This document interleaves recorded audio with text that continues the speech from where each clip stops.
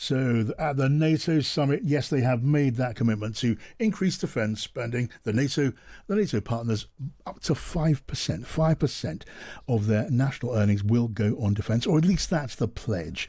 We can talk to Gordon Sondland, who's Donald Trump's former ambassador to the European Union. Hello to you, Ambassador.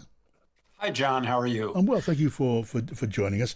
Look, we've heard the president welcoming the increase in defence spending. It's been broadly welcomed, and he is, I think, rightly credited with forcing the pace to bring that about. And yet, Ambassador, he will not unambiguously promise to defend any NATO member that's attacked. And isn't that just abandoning the defence of freedom that's guided American policy since NATO was first founded? No. He's going to defend the other NATO members, and the other NATO members are going to defend us. This is how Donald Trump negotiates, and this is how Donald Trump drags people like the Germans, who under Chancellor Merkel, you couldn't even get up to 1.2%. And now Chancellor Merz is talking 5%. Donald Trump has been extraordinarily effective in not just increasing the number, but increasing the emotional commitment on the part of the NATO members to the alliance.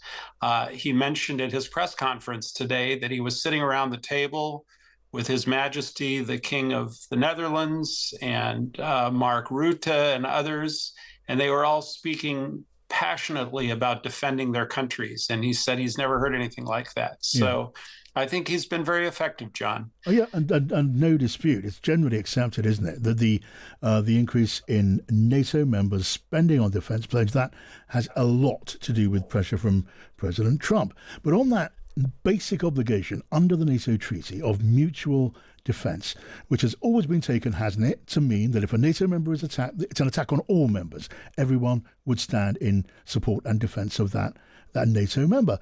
And then the president tells us on his way into this summit that the obligation under the treaty was about definition, a matter of definition. And that's rather vague, isn't it? That's much less clear. What do you think the president means by definition? What's his definition?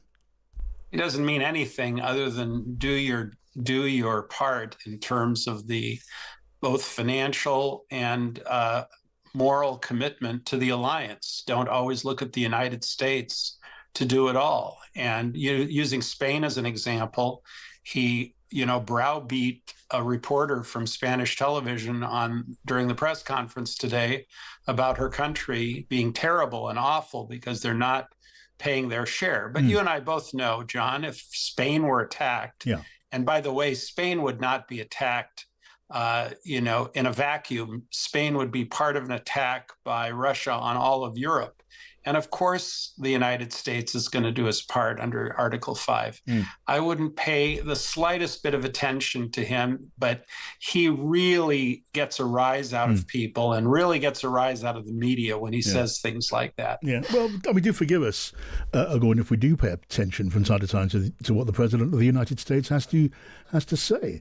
And on that obligation, mutual obligation of NATO members, If let us say, and it wouldn't be an invasion of Spain by Russia on any conceivable scenario, but you might see one of the Baltic states have some sort of move by, well, there's been a lot of speculation. We could see Russian troops out of uniform moving towards the seizure, the annexation of a piece of what is now NATO territory. That would be absolutely in keeping with Vladimir Putin's way of doing things. And therefore, if let's say Latvia found itself in conflict with Russian troops, are you saying that you are absolutely confident, Gordon, that we would see the United States Marines and the United States Army and the US Air Force engaged in battle from that moment if Latvia was? Are you saying that? Well, I'm saying exactly that. And one of the pieces of evidence that would point to backing up my assertion is the fact that President Trump is so loath to allow Ukraine to join NATO, because he knows that if he allowed Ukraine to join NATO, we would have to be dragged into the conflict. So he understands that the Article 5 indemnity, if you will, is a very solemn and binding indemnity. And of course, if another NATO member that's today a member in good standing of NATO were attacked, of course the United States would come to their aid, hopefully along with the rest of NATO. Okay, well, okay, I hear what you say, and interesting to hear your comment on that. You mentioned Spain, of course, and we have just, almost before we came on air, just a moment ago, we heard President Trump saying, I think he was saying, he's going to look at doubling tariffs on Spain because they're not willing to keep pace with other NATO members on their defence spending. And what do you make of that? I mean, Spain, Gordon, as you know, you're an ambassador to the EU. Spain's a member of the European Union. America can't pick out a single EU member and hit them with punitive tariffs over a matter of defence, can it? Sure you can. Why not? Because the European Union, because, Gordon, I suggest to you, and I think you know the answer, that the EU stands as one. It would be the job of the EU to stand against any such selective, punitive application of tariffs. Well, here's what's going to happen is the rest. President Trump is very good at getting others to do his dirty work. And what's going to happen is the rest of the EU members who are stepping up, I should say the rest of the NATO members who also happen to be EU members who are stepping up are going to browbeat Spain into doing what they should do. And Spain can afford it.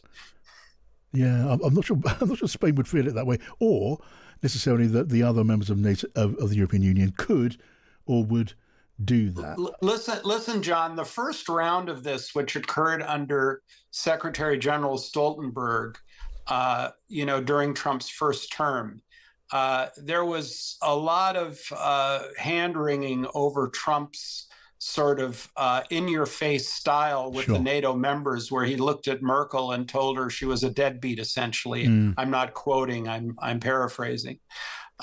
Look at where Germany is today. I think you can give Trump a lot of credit for getting them there for two reasons. Number one, it was what he did during his first term. And number two, it was the fact that we weren't always rushing to Ukraine's aid instantly. We were insisting that the Europeans do their part as a package with us.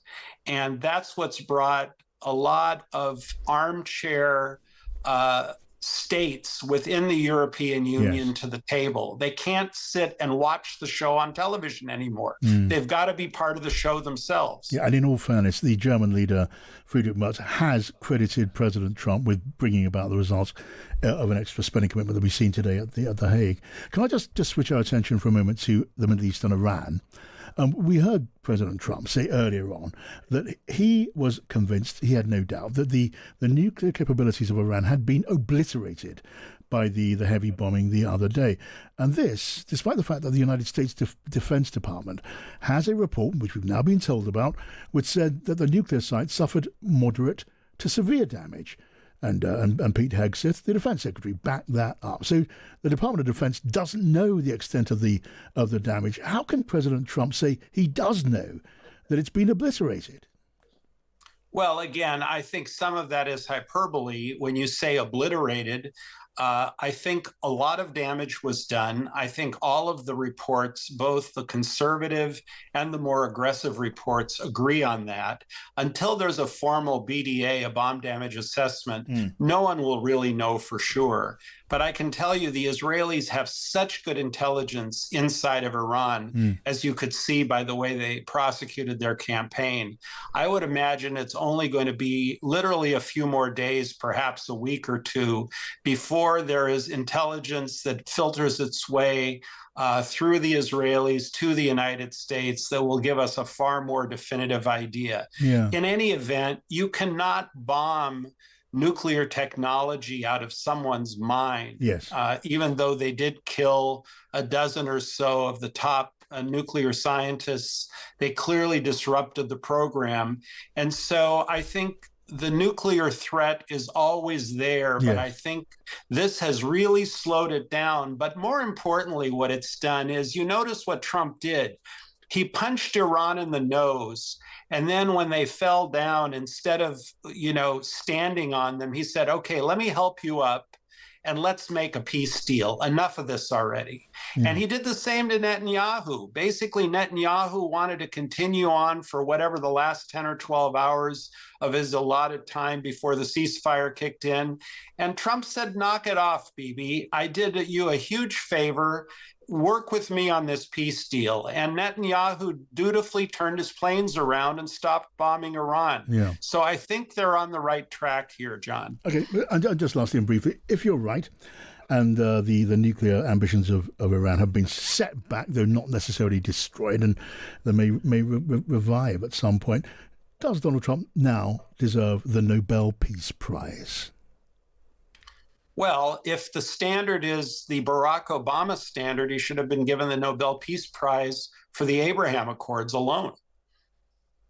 Okay, take that as a yes. Maybe you should have had one on the shelf already. Gordon Sondland, good to have you on the show as always. Thank you. Thanks, John. Now coming up, Iran saying it's